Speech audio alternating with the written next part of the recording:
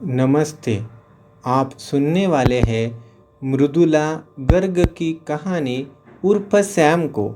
संक्षिप्त में स्वर है डॉक्टर विजय भास्कर लावणे।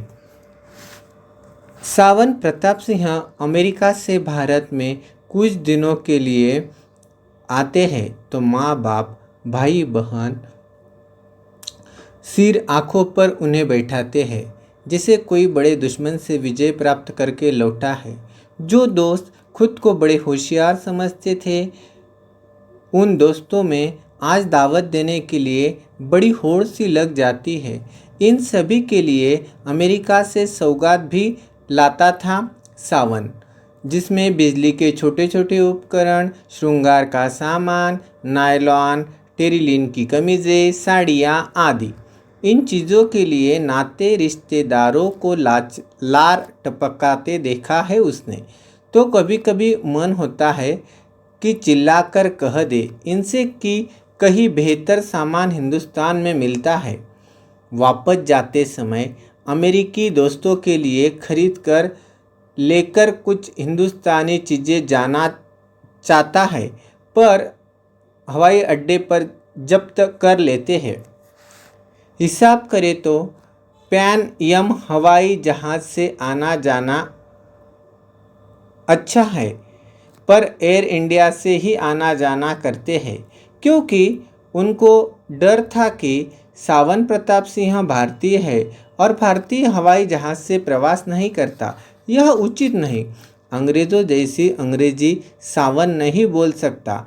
अंधा भी सुने तो समझ जाता है कोई हिंदुस्तानी अंग्रेजी बोल रहा है। अमेरिका के लोगों ने सावन प्रताप सिंह को सैम नाम से पुकारना शुरू कर दिया। कितना शक्तिशाली हथियार है किसी का अस्तित्व मिटाना, पर किसी यूरोपियन का नाम बिगाड़ते कुछ कभी देखा ही नहीं। खुद गलत अंग्रेज़ी बोलने पर उन्हें शर्म नहीं होती और सही अंग्रेज़ी बोलते हुए भी सावन को भारतीय होने की मजबूरी बन ले डूबती है। सावन 15 बरस पहले अमेरिका पढ़ाई के लिए आया था। बाद में शादी होने के बाद जब वह अपनी पत्नी को लेकर अमेरिका में लौटा तो अमेरिकियों ने व्यंग से पूछा, हर हिंदुस्तानी आदमी शादी करने के लिए वापस हिंदुस्तान क्यों जाता है? तब सावन ने जवाब दिया, मेरी जड़ें वहाँ है, उनकी जड़ें वहाँ है। जड़ों से जड़ें न मिले तो मिलन कैसा? पर सावन का स्कूल महाविद्यालय हमेशा हिंदी में अव्वल आना यह तय होता था। उन्हें कई पुरस्कार भी मिलते थे, पर हिंदुस्तान में आने के बाद किसी सांस्कृतिक कार्यक्रम में सावन जाता है तो पहले अमेरिकी अंग्रेज़ी बोलता है, बाद में विशुद्ध हिंदी। तब वाहवाही खूब मिलती है। लोग कहते हैं 15 बरस विदेश में रहते हो गए, फिर भी अपनी भाषा पर ऐसा अधिकार। धन्य है भैया, धन्य धन्य। सावन ने माँ से कहा, मैं हिंदुस्तानी लड़की से शादी करूँगा, क्योंकि वहाँ के खाने में न मिर्च मसाला न घी तड़का, इसीलिए लज्जी खाना बनाकर खिला सके। जब अपनी पत्नी को अमेरिका लेकर गए तो उन्होंने कहा, हिंदुस्तानी औरत का श्रृंगार करती है, चौड़ी लाल बिंदी, भरा भरा जूड़ा, लकदक साड़ी, झनझन करती चूड़ियाँ, जेवर पहनती है। पर कुछ ही दिनों में सावन ने देखा रसोई घर में ज़्यादा समय सजने संवरने में जाने लगा। बाद में बाल कटवा लिए, जीन्स पैंट पहनना शुरू किया। उसका नाम आशा रानी से ऐश बन गया। वह सावन को अच्छा नहीं लगा। उसको 2 बच्चे हुए। लड़की का नाम कविता था, पर उसे कैटी कर दिया गया, और बेटे का नाम अर्जुन था, उसे आर्ची कर दिया गया। पति पत्नी में बड़ा लगाव है क्योंकि वह आशा को अपनी जड़ मानते थे। आशा रानी अमेरिका में ऐसे रच बस गई कि 6 हफ्ते भारत में तंग आ जाती है। हिंदुस्तान में रिश्तेदारों की चीख चीख सुननी पड़ती है। घर में तीसरे आदमी की दखल नहीं होती। विदेशों में उसे अमेरिका के मकान में 4 बेडरूम, रंगीन टीवी, स्टडी में कंप्यूटर, रसोई घर में हर विद्युत उपकरण मिल जाते थे। सावन को 30,000 रुपये पगार था। इस कारण हिंदुस्तानी को लगता है जब उसके जेब में डॉलर है तो चेहरे का भाव ऐसा होता है जैसे उसका ही चेहरा उस पर छपा है। सावन को यह डर रहता है कि वह बूढ़ा हो रहा है और खुद को अकेला महसूस करता है। उसे लगता है यहाँ रहा तो आशा और वृद्धाश्रम में यानी ओल्ड पीपल्स होम में रहना पड़ेगा, क्योंकि आर्ची और कैटी अपना नाम अर्जुन और कविता है यह भूल भी गए हैं। उन्होंने सर्जन जॉर्ज से उनकी शादी हो गई।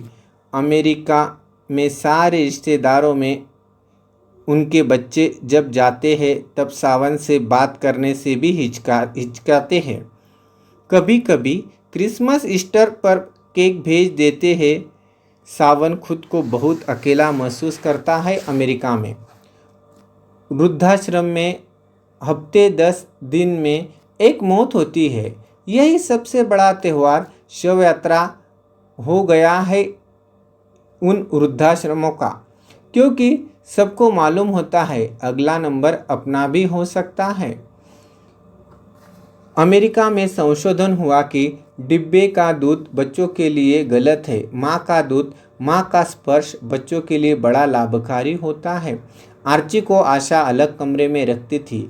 वह कब सोया, कितने समय सोया, दूध की बोतल मुंह में दी जाती थी, प्लास्टिक की नैपी लगा दी जाती थी। फुंसियाँ फोड़ के लिए अमेरिका में बढ़िया बढ़िया पाउडर उपलब्ध थे। सावन को अब हिंदुस्तान याद आने लगा। वृद्धाश्रम में रहना उचित नहीं। उसे 2 भाई और एक बहन थी। भरा पूरा परिवार था। उसने मन में सोचा कि इस बार हिंदुस्तान जाएगा तो अपना खुद पक्का मकान का इंतज़ाम करके आएगा। 6 महीने पहले बड़े भाई पवन ने पिताजी को ज़मीन जो मिली थी उस पर मकान बनवाना शुरू कर दिया था। वह ज़मीन कम दाम पर मिली थी। जगह का नाम था पुष्प विहार, पर वह सावन को पसंद नहीं। पर एक दोस्त ने बताया वह सुंदर मकान बन रहे हैं, बड़े बड़े रास्ते बन रहे हैं। वह दिल्ली का सबसे बड़ा सुंदर इलाका है, सबसे खूबसूरत इलाका है। सावन ने भाई से पूछा, मकान कब तक बन जाएगा?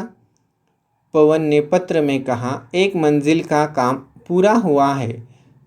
उसे फिर से बुढ़ापा याद आने लगा। अमेरिका में पैसे बचते नहीं।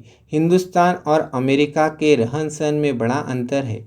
बुढ़ापे में हाथ पांव से आदमी लाचार होता है। हिंदुस्तान में रहन सहन को कम खर्चा होता है। मुझे भी चिंता है, पिताजी के समान ज़्यादा दिन जीना चाहता है सावन भी। उसे अचानक याद आया कि दरियागंज की तंग गलियों में 2 कमरों में सावन की जिंदगी गुजरी। सरकारी स्कूल में शिक्षा पूरी हुई। सावन ने पवन से घर की पूरी जानकारी ली। उसी कारण उसे हिंदुस्तान में रहने वाले भारतीय संयुक्त परिवार अच्छे लगते हैं। अमेरिका में बुजुर्ग व्यक्ति को संभालने वाला या देखभाल करने वाला कोई नहीं होता। पुराने लोग कहते हैं बुरे से बुरे वक्त के लिए खुद को तैयार रखना चाहिए। सावन सोचता है कुछ भी हो जाए, पर वह वृद्धाश्रम में नहीं जाएगा। वह सोचता है भारत जाकर छोटे भाई के बच्चों में से किसी एक को संभाल लूँगा और ठाठ से अपने मकान में रहूँगा। अमेरिका में जो भी काम मिला वह किया और यश किया। खूब पैसा कमाया। हवाई जहाज़ से उसे पुष्प विहार की पहचान तो नहीं पाया, पर बिजली की चमक से सावन झूम उठा। माता पिता को उपहार में रंगीन टीवी और वीसीआर और माँ की नई नई मैक्सी देखकर बहुत खुश हुई माँ। पिता ने सावन से पूछा, तुम क्या कभी हिंदुस्तान नहीं लौटोगे बेटा? माँ ने कहा, बहुत पैसा कमाया है, यह आकर कोई भी व्यापार कर सकता है तू। सावन कहता है, अपना मकान न हो तो क्यों लौटकर आएगा कोई? मेरा मन यही अटका रहता है, कहाँ है मेरी जड़ें? कोई है ऐसा घर जिसे मैं अपना कह सकूं? तब पिताजी कहते हैं, बहुत पैसे लगाए हैं इस मकान को बनाने में, इसीलिए मकान उसके नाम और खेती पवन और श्रवण के नाम कर दी। श्रवण को लगे तो वह ऊपर मकान बना सकता है, किराए से भी दे सकता है, 5,000 हर महीने मिल सकते हैं। फिर वह कहते हैं, संयुक्त परिवार में रहना चाहिए, बच्चों की परवरिश अच्छी होती है। सावन ने कहा, पवन ने कितने पैसे लगाए हैं पिताजी? पिताजी ने बताया, 3 लाख। सावन ने कहा, मैं दे दूंगा, मकान मेरे नाम कर दीजिए, ऊपर की मंजिल मैं बनवाऊंगा, उसके लिए श्रवण और मैं हमेशा साथ रहेंगे। पिताजी के कमज़ोर हाथ पकड़कर कातर कंठ से सावन बोला, मुझे अपनी जड़ों से मत काटिए, हिंदुस्तान लौट आने के तमाम दरवाजे बंद मत कीजिए। यह मकान होगा तो मुझे लगेगा, हाँ, मेरे देश में मेरा नाम सुरक्षित है, अपनी तरफ खींचेगा वह हर पल मुझे, वरना समझ लीजिए एक तरफ से मैं मर गया। माँ रोने लगी, पिताजी ने छाती से लगा लिया। इस कहानी के उद्देश्य में हम देखेंगे कि उर्फ श्याम, इस कहानी में लेखिका ने कई विषयों को दिखाया गया है, जैसे हवाई जहाज़ के टिकट दूसरों के सस्ते थे पर एयर इंडिया के ही लेने चाहिए, भारत विषयी प्रेम दिखाया दिया है। माँ का दूध बच्चों के लिए उपयुक्त है, यह संदेश है। विदेशों की संस्कृति कितनी अलग है भारतीयों से। प्रवासी भारतीयों के जीवन से लेकर वृद्धावस्था के कटु अनुभव, असफल वैवाहिक जीवन, एकाकीपन, 2 पीढ़ियों के मध्य में खट्टे मीठे संबंध। जैसे उसने कहा कि मेरी पत्नी भी अमेरिका आकर बदल गई, बच्चे भी बड़े होकर अमेरिका में ही हमेशा के लिए बस गए, कभी कभार मिलने आते हैं, पर सावन को तो अपना गांव अपना देश हमेशा याद आता है। इस कारण वह कहता है कि मैं अमेरिका के वृद्धाश्रम में नहीं मरना चाहता, मैं अपने परिवार में अपने माता पिता भाई के साथ हिंदुस्तान में ज़िंदगी के आखिरी पल गुजारना चाहता हूँ। जो भारत विदेश जाते हैं उनकी यही हालात हो रहे हैं। बुढ़ापे में प्रवासी भारतीय की मन की व्यथा को लेखिका ने इस सावन प्रताप सिंह के माध्यम से दिखाने का प्रयास किया है। भाषा शैली एकदम सरल है, साथ ही लेखिका ने कई विभिन्न मुद्दों को भी सामने लाया है, जैसे वृद्ध समस्या, बदलती हुई संस्कृति, पारिवारिक एक जगह रहना चाहिए, परिवार बिखरना नहीं चाहिए, आदि कई मुद्दों को भी सामने लाया है। अभी आप सुन रहे थे मृदुला गर्ग की कहानी उर्फ श्याम को। संक्षिप्त में स्वर था डॉक्टर लावणी विजय भास्कर।